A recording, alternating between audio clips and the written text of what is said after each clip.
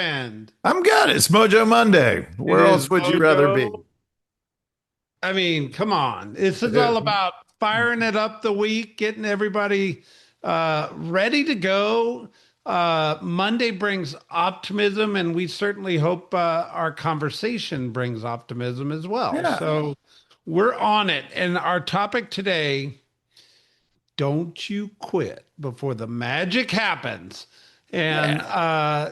it's really kind of a fun research project you did that's really kind of unveiled some simple truths around what it really takes to succeed and maybe be a rock star. I don't know. We'll start with your trivia. Did you know? Well, did you know that a Ukrainian immigrant was the founder of the co-founder of the WhatsApp? We all use it or have used it. If you haven't, it's incredibly popular worldwide. Yes. It's crept into our system here in the US. And you'll be intrigued by the numbers of what this young fella figured out and did. So, did you know that the co-founder of WhatsApp is a billionaire Yes, I would have as an guessed immigrant? that. But how long did it take him? I guess that really plays into our storyline, right? Yeah, it does. So just hang tight for that. All right, so don't quit before the magic happens. Rick, I think everybody dreams of the analogy of being a rock star in life. Some people, it's actually to be a rock star and play a musician and stand on a stage in front of millions of people.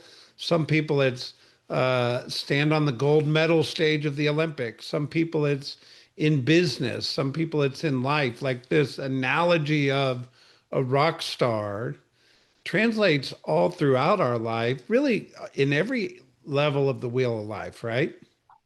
Yeah, I mean, the reality is rock star is this universal term for, kicking butt and taking names and owning your destiny and winning big.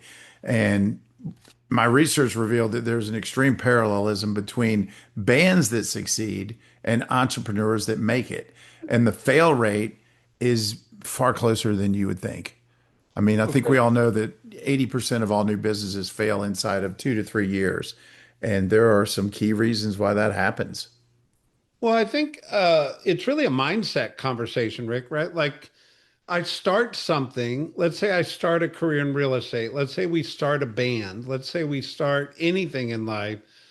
I think most people's expectation is success comes quick. And I expect to be successful when I start it. And you take this journey and the relationship between time and success is not directly related because some people will have flash success right away, right?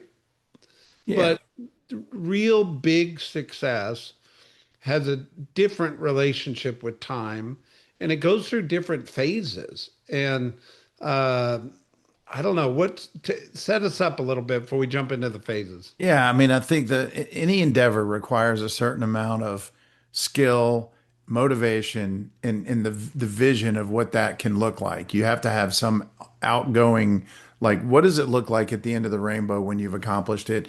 And I think few people take enough time to really own what it might be that they're chasing. And then they show up just trying to eat crumbs and survive. And surviving isn't thriving and not necessarily, you might not be moving in the right direction to create a 10x or to create, a multiple for success or some Yeah. compounding. And so and so the question becomes, why are you doing what you're doing? What problem do you solve? What gets you up early and gets you excited so that you go to bed fulfilled, knowing you're one step closer.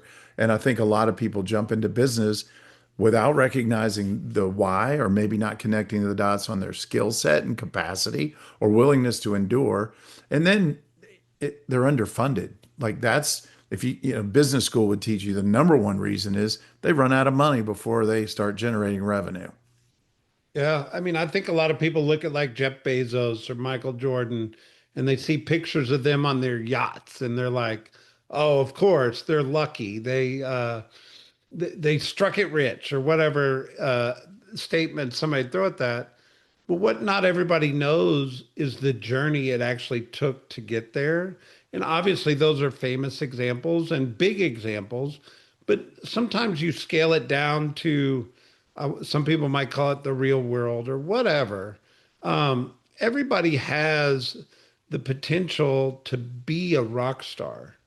But I think the topic today is don't quit before the magic happens. Mm.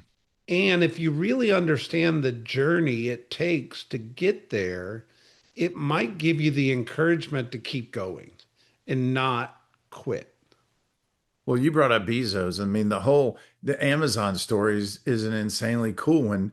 But I would challenge listeners today, how much suffering and how much challenge are you willing to embrace if you knew unequivocally that the payoff was a compounded figure that's almost unimaginable? And the truth is, if few will and few do, which is why it's so rewarding when it happens. And there's not a day that I know you and I both talked about this earlier. Like Amazon's just part of our lives. You even conceded that the app stays open. Yeah, it's open on my computer now. And if it's not me, it's someone in my family, man. We collect packages daily to my dog's delight because he goes haywire and thinks it's the greatest thing to Yeah. protect us from Amazon. So if a real intruder comes, I hope he's ready. It seems like Yes. he practices a lot. And here's the stat on Amazon. For close to 10 years, they were largely financially irrelevant. They were making a mark in the industry and often early on dismissed as just an online bookstore. I think the only people that felt threatened were Barnes and Noble and Borders. The rest of the world's like, yeah, you go do your thing. That's okay. Meanwhile, back to vision, he had a vision that was far greater, far greater. That was his test balloon. That was his practice run. That was his make sure we get it right. And so here's why it worked. It was a relentless reinvestment of capital. It was understanding the importance of logistics mastery and ultimately customer obsession. And the lesson was scale only after infrastructure was fully defined, refined, and operational. Because you get one shot at it. It's kind of like with a client or a group or a big referral source or a bank or an institution. If you land that, you don't get many do-overs. And so, depending on where you are in the process, took them 10 years. Man, that's a long time. And I bet there were lots of days he went home wondering, man, I hope this is going to work. And but Yeah. deep down, his heart had to lead him back to it's going to work. It's going to work. Well, let's jump into these phases. Like the Yeah, research says there's five different phases on this journey, right? And the yeah. first phase is the dream phase. Like if you can't visualize it or you can't dream it, you're not going to take that journey to begin with, right? Whether somebody's getting into real estate going, man, I can dream building a great career in real estate, or Jeff Bezos saying, I'm dreaming building a company that's an online bookstore. I don't think what it's become today was part of the original dream. I think the dream changed, but he did start with the dream, right? Well, here's what every entrepreneur should think about first. What problem am I solving that the world needs more of or help with? What problem am I solving? And so, even inside of a commoditized industry like real estate or lending or any sort of sales and service oriented business, how are you solving a problem uniquely, differently, or promoting in a way that helps you gather and garner a one day unfair share? Yeah. So, let that settle in. That's probably the ultimate challenge today. And you know how many people in real estate tell me they got into real estate because they had a bad experience and they wanted to give a Hmm. better experience to others. That's a Yeah. common story, right? Or um, I don't know, like if you started out your journey playing that guitar hanging on your wall, you were trying to solve a problem, yet it still was a motivation, right? I stayed in the dream phase for 9 years. Yeah. Unfortunately, remember, I think we started this with Don't Quit Before the Magic Happens. We Yeah. produced a couple of CDs, over the years with my first band called Crave. Played a lot of gigs. We didn't really do extensive touring, but we got an opportunity to play in Nashville and a few other small towns regionally. And it was incredibly fun. But I think deep down, I didn't have that die on the sword commitment to that compounding interest that comes with a bigger. My vision was too small, And I don't, and even more important is if you're in a band or with a group of people, there has to be a collective vision. And we were all doing our thing, having fun, but we didn't have this vision of, this firm outcome in mind. And that ultimately became the demise. I mean, first singer, but had kids and took her out of the band. And then over time, I had kids and got married. It just, we got derailed with distraction and noise, just like being underfunded and or a lack of clear vision. Distraction and noise is the next thing that's going to knock your dreams down to size and take you out of the game. So obviously you got to start with the dream phase, right? But the next phase is the phase nobody wants to hear. The next phase is the grind years. Yeah, And in our rock star analogy, it's probably when you're playing all the small little clubs where five people show up, right? Like that's it. it's in real estate, it's just doing the daily activity over and over and over and being bored with it that causes you to actually grind and get through to the next phase. Well, that's where expertise becomes automated. That's where you go from conscious competence to unconscious competence, and that's through repetition. I mean, that's the Beatles story. I mean, they spent 7 or 8 years playing small clubs, doing cover songs, not even creating and writing their own. But that's where they learned their craft. And so again, where are you in the phase? Where are you? And where does the magic happen? The magic doesn't happen in the grind years. We talked about the Olympics earlier too, and how, this guy jumps up on the podium and, does a backflip after winning, multiple medals. And you're like, gosh, it must feel incredible to be that guy. And what you don't factor in are the grind years where at 2 years old, they went back and it was really cool. They showed videos of him I saw growing it. up and as a child, the first time on skis. And you're just like, holy Toledo, that's a 20-year grind for this magic moment. Yep. Can you define the magic moment? And are you okay with the grind that one day pays massive, unparalleled dividends? So if you're blessed enough to stay in it and you don't quit before the magic happens and you get through the grind, the third phase, Rick, is the first breakthrough. That's right. And I would assume for a rock star in our common thread here, they get a hit record, right? Like something gets played on the radio, they get the big gig. They in real estate, they get a big listing, they get an award, right? Like they made it. Yeah.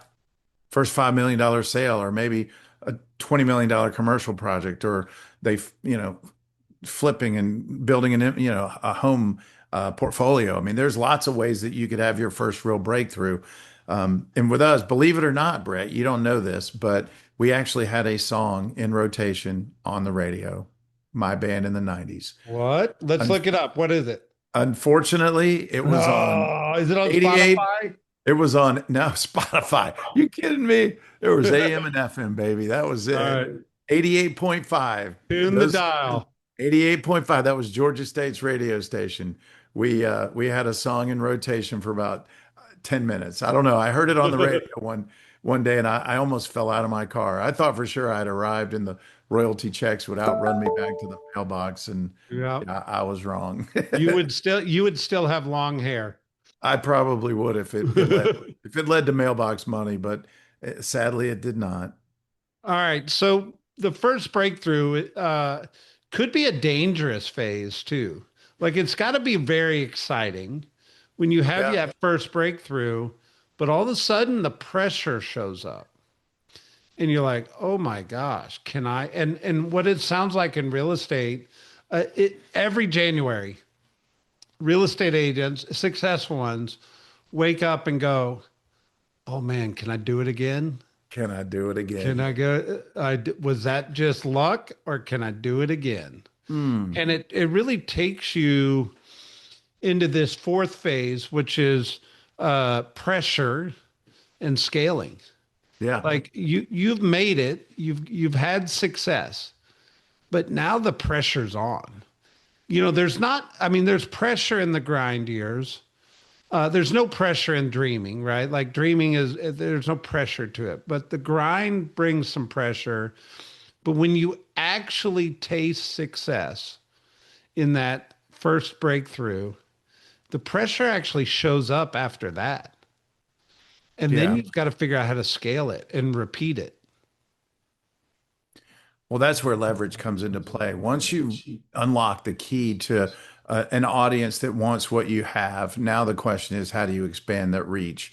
And it's really hard to do that as a solo individual, and that's the power of leverage. You've got to have, maybe it's a marketing team, contract to close team, or people to handle internal operations. And ultimately, you have to decide in that phase, what is your core genius and what is your role? Where do you best serve? Now it's a team, because again, only one person has so many hours in the day and in the week in capacity and bandwidth. So Yep. it becomes a leveraging. What is your leveraging tool and how do you maximize? Now you've got newfound momentum. How do you capitalize on that story? Yeah. And how do you envision that? For me, it's just take what you've got. I mean, it's like, remember the grind years were all about honing your craft and getting really good, best in class. So, first step, are you best in class? And what does that mountain look like? And then the next mountain is, how do I expose this newfound or evidence? We now have evidence on a micro level. How do we make this a macro or massive story and help, again, evolve and in positive. Mark Spain is a great example of that, to be honest. But most people know who Mark Spain is. He was a local realtor in Gwinnett County, and his first gig was just helping liquidate Pulte homes in neighborhoods when they get down to the last couple, and they need to wholesale them basically or move on. They couldn't afford Yeah. a sale, and then. Man, the dude just had this innate ability to recognize there's a correlation between the number of people that when they think real estate, they think Mark Spain, and then at some point it became Mark Spain and Associates and Mark Spain and his entire tribe. And then he realized, if I've got 50 billboards and I do radio and TV, there's an exposure that as long as I deliver on the promise, there is an algorithm for success that's undeniable. And I think sometimes people get to the pressure and scaling phase, and instead of doubling down and reinvesting and elevating and growing and pushing, they start playing defense and protecting what they have, and they eliminate the capacity to magnify. And to his credit, he's a friend. He figured. I mean, he's in basically the entire Southeast, if not further now. And so, if you've got the local market dialed and you know how to do it, why wouldn't you start creating concentric circles and magnifying that reach? Especially if you believe in your why and the impact and difference you're making in the communities you serve. Absolutely. So, Rick, I think a lot of people might quit during the pressure and scaling phase because it's hard, right? Pressure Yeah. is real. I think there's a reason there's this whole concept of one hit wonders because otherwise they would have kept going, right? Yeah. I mean, ultimately, I ask myself this question regularly whenever I'm chasing something and I'm in the middle of an endeavor. It's like, am I masquerading? Like, if let's just pick a number, Brett, $5 million producer. That's a good number. That's $150,000 in commission, minus expenses, minus overhead. Yeah. But are you really a $20 million producer masquerading as a $5 million producer? Like, what is your real bandwidth? Don't quit before the magic happens. And make sure you magnify the magic and you maximize your potential because it's game changing. It's life changing. Now you've got all kinds of extra players on the game board that you can maneuver and play that ultimately create again a compounding return. And I'll remind you this, the beauty of pressure and scaling is that if you figure out the leverage piece, you can buy back freedom to be, have, and do whatever you want without it being all consuming. The Yeah. grind, the grind is all consuming. Pressure, scaling, advancement. You move from being a practitioner to being a leader. You become the CEO and you get to decide where and how you engage. You know, the thing that's on my heart right now as I'm listening to you is I think this shows up all throughout these phases, but all of us dream. Hmm. Yet sometimes we give other people power over our dreams by listening to their opinions. And I Right. do think good counsel and good advice is a very powerful thing. But when you have a big dream, nobody should have more power over your dream than yourself. And what I think happens is you show up in this fourth phase around pressure and scaling, and that's when everybody else's opinion really comes flying at you. You can't do Hmm. it. You're a $5 million producer. You can't be a $20 million producer. That's too hard. That it's messy. Everybody's opinion shows up, and it makes the pressure that much heavier, right? Yeah, I mean, I believe that as you find your true inner compass and success story, that at some point there will be some jealousy or envy, or your real friends are going to show up. And then the ones that are showing up that aren't sincere, you're going to discern quickly if you're paying attention. And so I agree, it doesn't get easier. In fact, there's an old adage that, the more money you have, the more challenging life gets. And I would argue that if your moral compass and your sense of culture and perspectives in check, and you're surrounded with allies that rally for the right reasons, that are, lifters and not leaners, I think it's the greatest gift on the planet. It's a resource that you can now do amazing things with personally, professionally, and community wide. 100%. Which takes us to the fifth phase, Mr. Hale, longevity versus flash. Mm. And, you know, there's a book called The Infinite Game, which I love this book because it basically is the definition of there's no finish line. Like, if you're going to be great, what does infinite greatness look like? Or longevity, you could redefine it as, right? Like, how does it Right. become infinite versus one and done, which would be the one hit wonder, or somebody that was great for a season and then faded. You can think of it back in the band category, which is our common thread here. Like, who are the band? What's the band that's popping up in your head right now that's been around forever and you'd still go listen to them? They have longevity, they've landed forever versus how many bands have come and gone, right? Well, and it has everything to do with your ability to reinvent and evolve. So if you're good at reinvention and evolution, and you recognize what works today may not work tomorrow, blockbuster. That's the secret. Are Red we Hot. on? Are you Yeah. are you driving a dinosaur, or are you in some evolutionary Tesla that's robotic? I mean, and by the way, one day that'll be a dinosaur and that'll be outdated. And so I think you have to constantly think about, what does your target audience, your target consumer, remember we started with, what do they need? What problem do you solve or help them enjoy a better experience on Earth? That's an evolving conversation. Stay in touch. Don't think that because what worked yesterday works tomorrow. And the bands that have longevity, like a U2 or a Rolling Stones, they just have this innate ability to capture new audiences. And so, who's the audience of tomorrow? I think it's job one. And then, what is their need that you're solving? I think about the Grateful Dead. Like, that band has probably been around longer than anybody I can think of.